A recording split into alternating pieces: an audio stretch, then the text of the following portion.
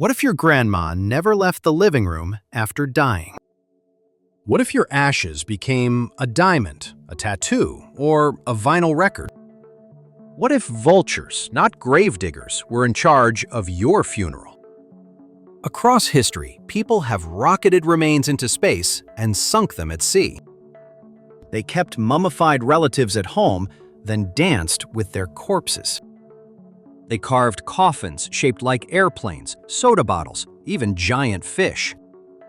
Some prepared their bodies for years to become self-made mummies.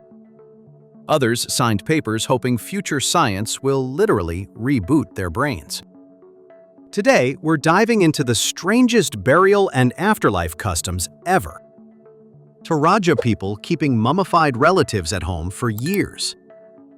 In one Indonesian highland community, the dead never quite leave. Among the Toraja of Sulawesi, relatives stay literally at home. After death, families embalm the body and keep it indoors. For months or even years, they dress and talk daily. The deceased is called sick, not dead, softening that shock.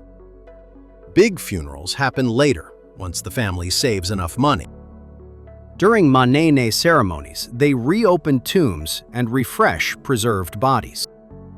Clothes are changed, faces wiped, and grandchildren introduced to ancestors.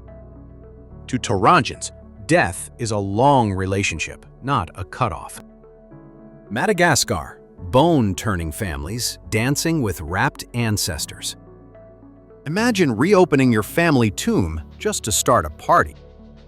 In Madagascar, many Malagasy families practice famadihana, the turning of bones.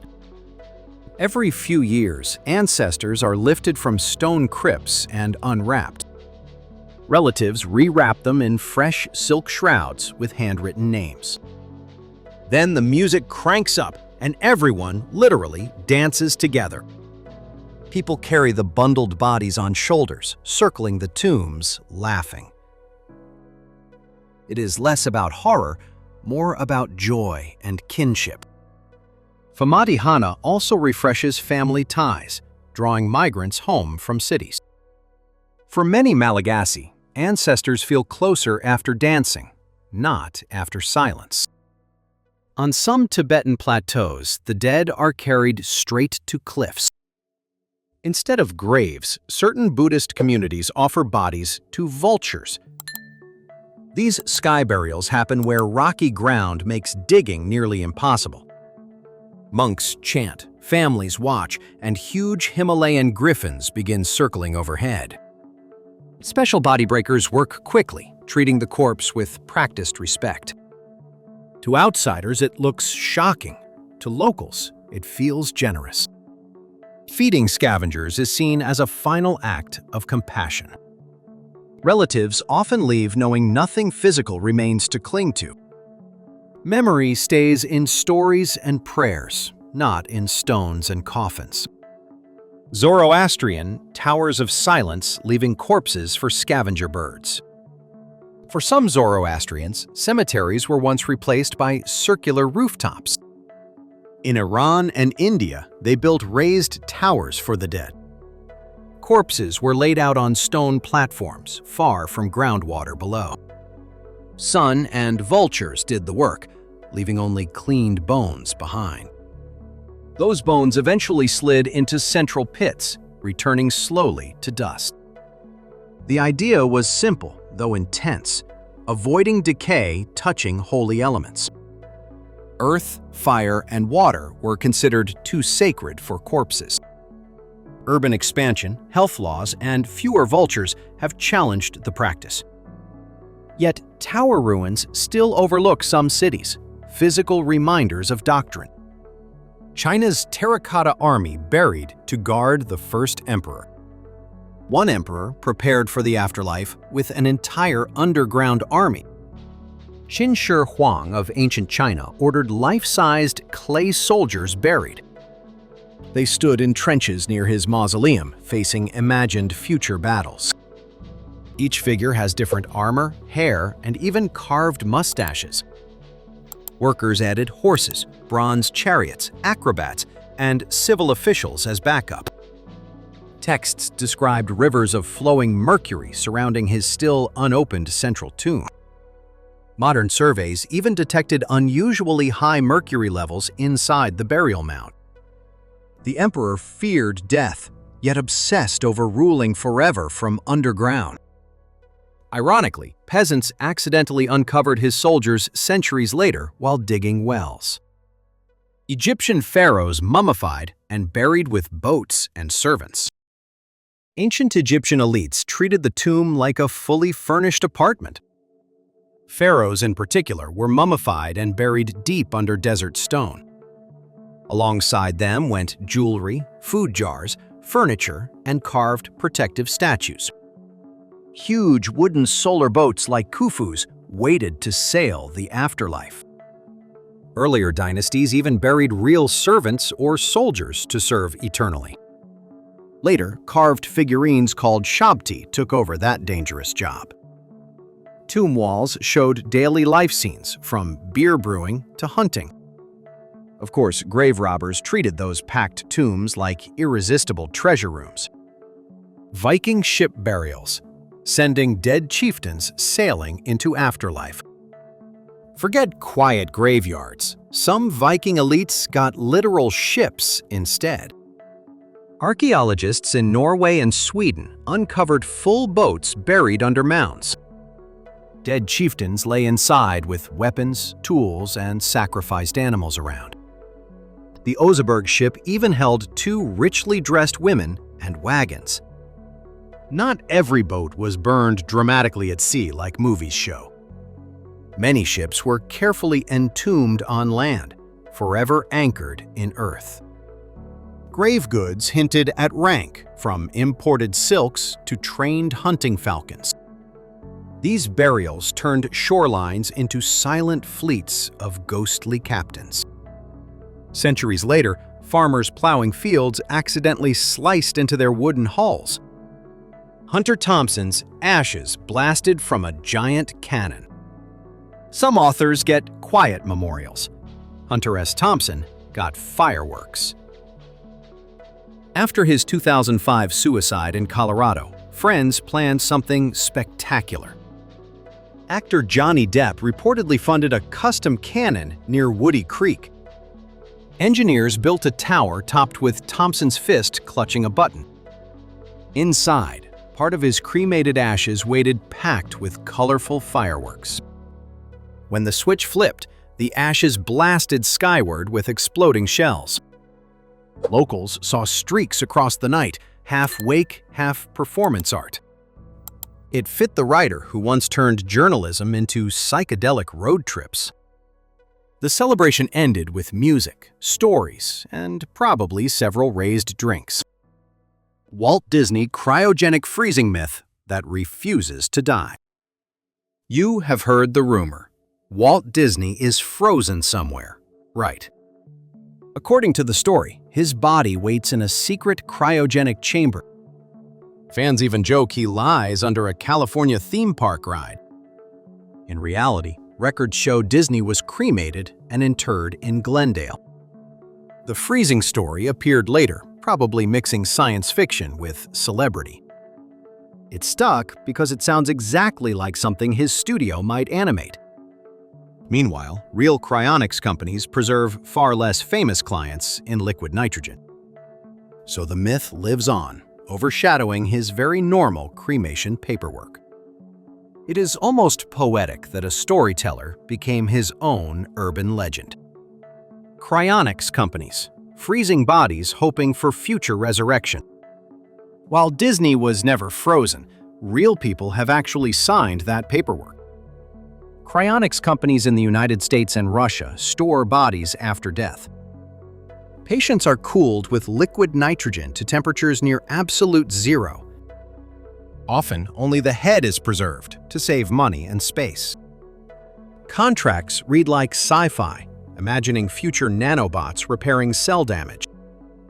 Doctors do not promise revival. They simply cannot rule it out completely. Families sometimes split, with one member frozen and others choosing standard burials.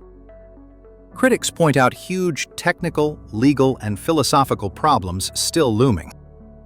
For now, the tanks sit humming quietly, storing very patient optimists. Space burials, launching human ashes into orbit around Earth. Some people skip cemeteries and head straight for orbit instead. Since the 1990s, small capsules of cremated remains have ridden rockets. A portion of the ashes launches with satellites or scientific payloads. Gene Roddenberry, creator of Star Trek, famously received this cosmic send-off. Families watch live streams as the rocket climbs through clouds and darkness. Depending on the mission, fragments may orbit briefly before burning up. Some services even target the moon or deep space trajectories now. It is expensive, symbolic, and very on-brand for science fiction fans. But at heart, it is just another way of saying goodbye. Memorial diamonds pressing cremation ashes into shimmering gemstones. Turning ashes into diamonds sounds like a metaphor, except it is literal. Several companies extract carbon from cremation remains and grow lab-created stones. The process mimics natural geology, just sped up and carefully controlled. Families choose colors, sizes, and jewelry settings for the final gem. Some keep the diamonds at home, others wear them every day. Marketing leans hard into romance, promising loved ones that literally sparkle forever. Skeptics note the symbolism matters more than the exact carbon origin. Supporters do not really care, they just see a glowing reminder. Either way, a mundane urn becomes something closer to an heirloom. Reef memorials, mixing human ashes into artificial coral structures. For ocean lovers, some urns now double as tiny artificial reefs. Companies mix cremated remains into pH-balanced concrete reef balls or sculptures. Divers place them on permitted seafloor sites near natural coral communities. Each structure usually carries a metal plaque with the person's name. Families sometimes charter boats, hold ceremonies, then watch the deployment splash. Over time, algae, fish, and sometimes corals colonize the textured surface. The marketing pitch promises healing both for grieving relatives and damaged ecosystems. Regulators still monitor sites to ensure they do not become underwater junkyards. Done carefully, the graves quietly disappear into living reefs and tide charts. Ashes pressed into vinyl records playing the deceased's favorite songs. If you miss someone's voice, one option is literally spinning them. A niche service presses a small amount of ashes into vinyl pellets. Those pellets become custom records that pop slightly with every revolution. Families can choose favorite songs, recorded messages, or even ambient soundscapes. The idea feels half spooky, half strangely intimate, depending who you ask. Some just display the records as art, never actually playing them. Others drop the needle on anniversaries, letting grief crackle between tracks. It is another attempt to turn cold ashes into something interactive. In a way, the person becomes the background soundtrack for gatherings. Tattoo artists mixing cremation ashes into memorial ink. Some memorials go under the skin instead of on the mantle. Certain tattoo artists will mix trace amounts of ashes into ink. Clients often choose designs tied to the person's hobbies or handwriting. The idea is simple, if intense, carrying loved ones literally always. Health regulations vary widely, and many artists refuse over safety concerns. Where allowed, studios usually sterilize and grind ashes extremely fine first. Families sometimes divide remains, with part in urns, part in tattoos. To outsiders, it can sound macabre. To wearers, it feels comforting. Either way, the story gets told every time someone asks about it. Capuchin catacombs in Palermo, displaying dressed mummies on walls.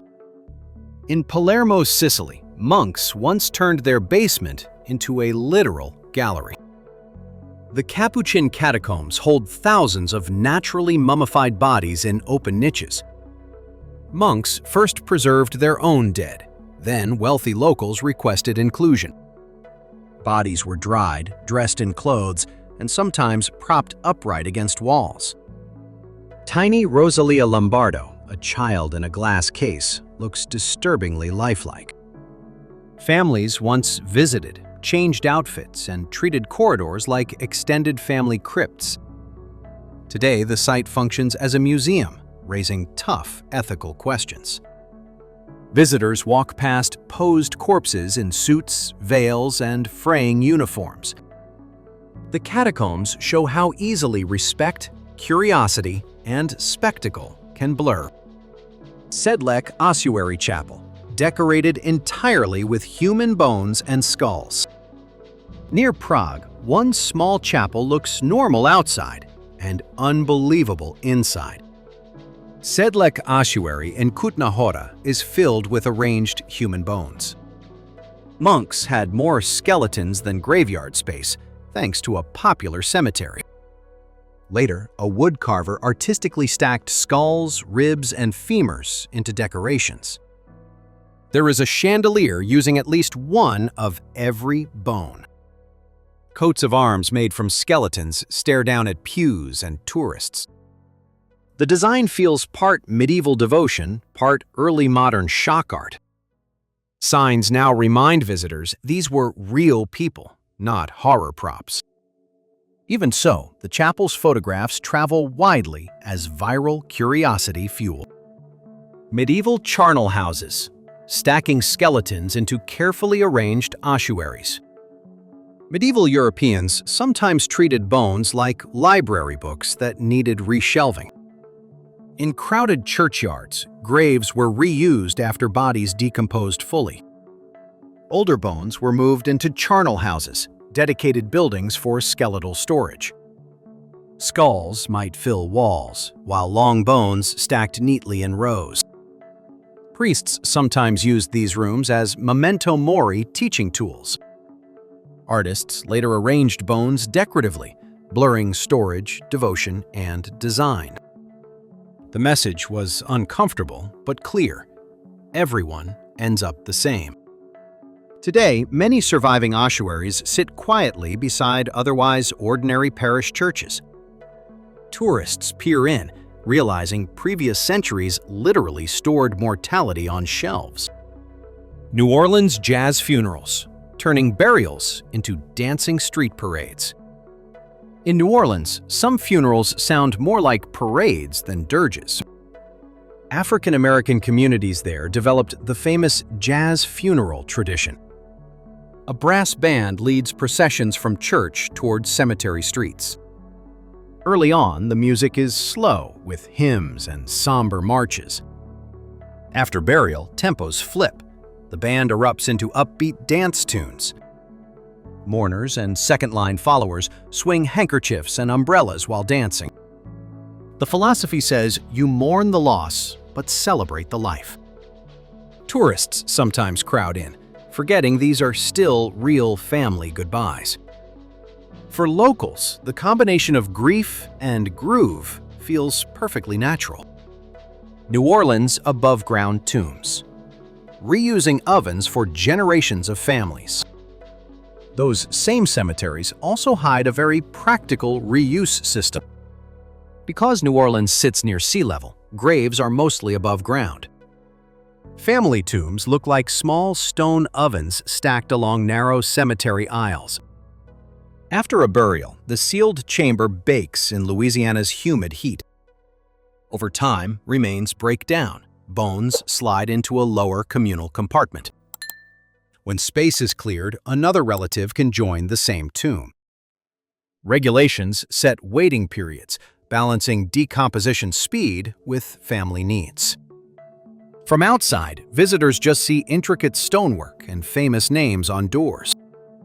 Inside, generations quietly share one address, stacked vertically instead of horizontally. Victorian death photography.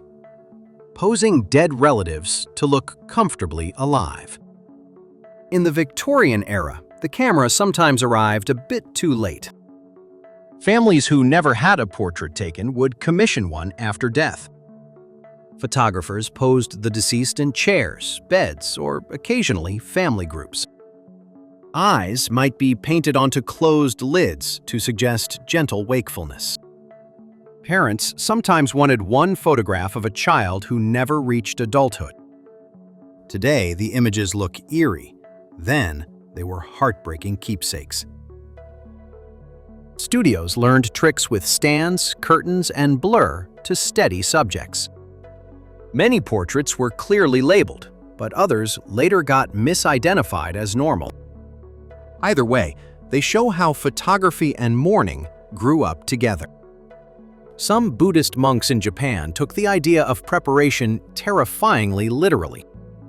Certain Shingon practitioners attempted sokushinbutsu, becoming self-mummified while meditating. They spent years on strict diets of nuts, roots, and bark. Later stages involved drinking small amounts of toxic sap to dry tissues. Eventually, the monk was entombed upright, breathing through a small bamboo tube. When the bell stopped ringing, attendants sealed the chamber and waited. After some years, they reopened it to see whether natural mummification succeeded. Successful bodies were enshrined as living Buddhas. Others received ordinary burials instead. Today, the practice is banned, but several preserved monks still sit displayed. Bog bodies preserved for millennia in cold European peat marshes. In parts of northern Europe, peat bogs became accidental time capsules. Farmers cutting peat sometimes uncovered astonishingly preserved ancient bodies. Skin, hair, and even stomach contents survived in cold, acidic water. The Tolland man from Denmark looks peacefully asleep, despite dying centuries ago. Many bog bodies show signs of violent deaths, possibly ritual sacrifices. Archaeologists study their last meals, clothing, and even carefully braided hair. Because bones dissolve faster than skin, scans often reveal ghostly skeletons. Museums now keep them in carefully controlled cases to prevent deterioration. Seeing a face from 2,000 years ago feels uncomfortably intimate. Ancient Chinese retainer sacrifices, burying attendants alive beside their lords. In early dynastic China, some rulers expected company even in death. Archaeologists excavating Shang and Zhou tombs found pits of human retainers. These attendants were killed and buried near the main burial chamber. Charioteers, guards, and sometimes musicians lay arranged like they were on duty. Horses and ornate chariots accompanied them, ready for imagined afterlife journeys.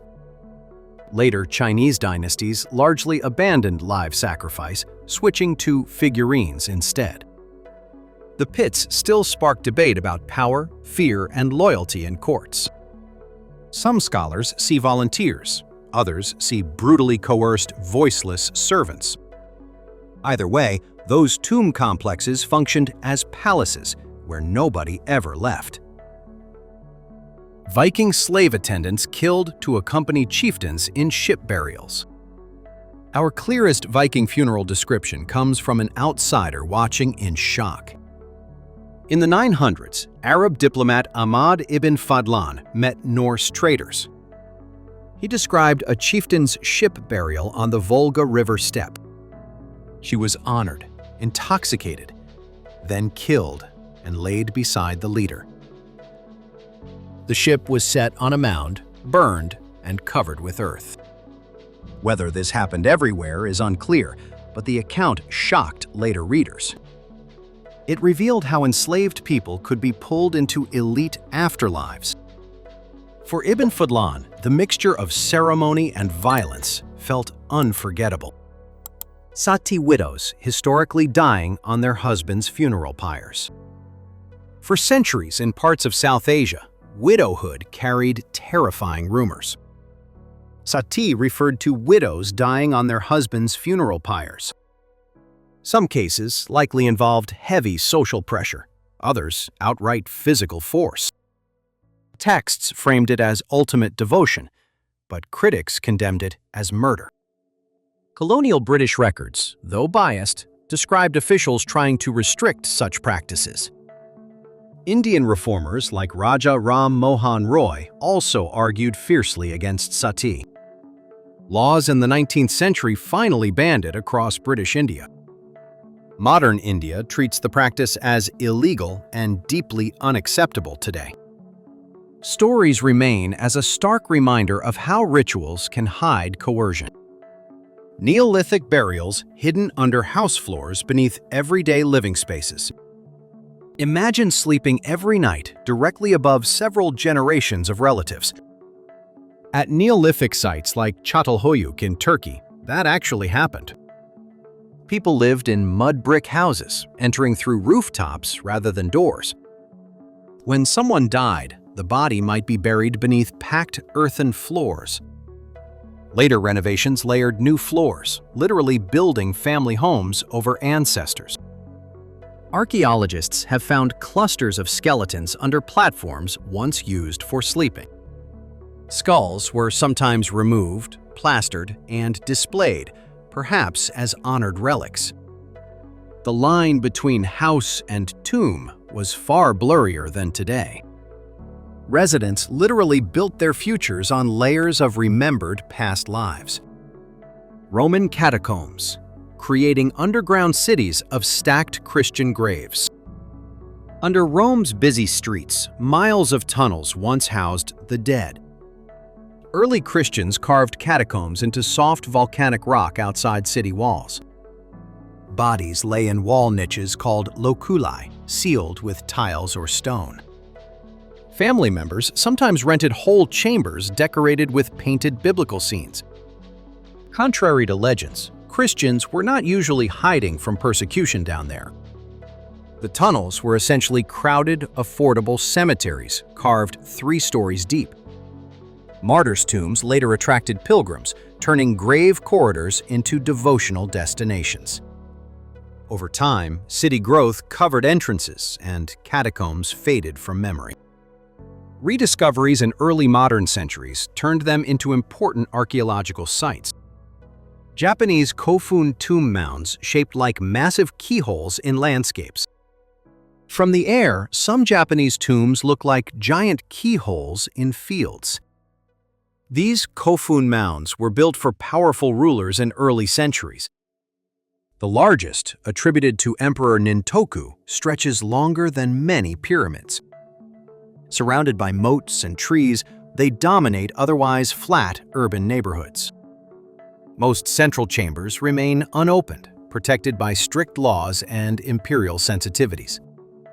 Archaeologists only study peripheral burials and artifacts found around the main mound. Grave goods suggest connections with Korea, China, and wide-ranging trade routes. Today, many kofun appear as wooded hills, hiding sharp geometric shapes inside. On satellite maps, they suddenly reappear, crisp keyhole outlines against suburbs. Japanese danka system, families sharing single graves across many generations. Japan's modern cemeteries often look packed, but many gravestones share residence. Under the traditional danka system, families register with a Buddhist temple. In return for support and ceremonies, they maintain a shared family grave.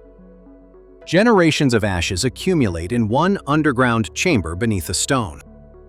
Names get carved onto slim tablets or engraved directly on the monument.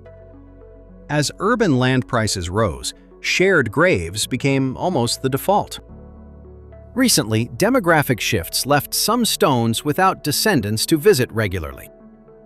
Temples offer collective graves or perpetual care plans for such lonely plots. The system shows how religious institutions also manage very practical space problems. South Korean burial beads, compressing cremation ashes into shiny marbles. In South Korea, one funeral trend turns ashes into colorful beads. A company heats refined remains until they fuse into hard, glassy spheres.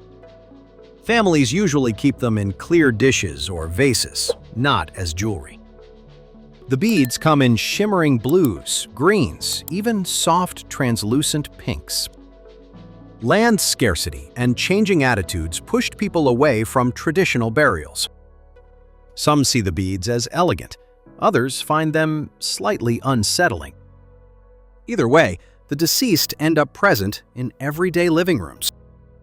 Visitors might not realize tasteful decorations on shelves were once cremation remains.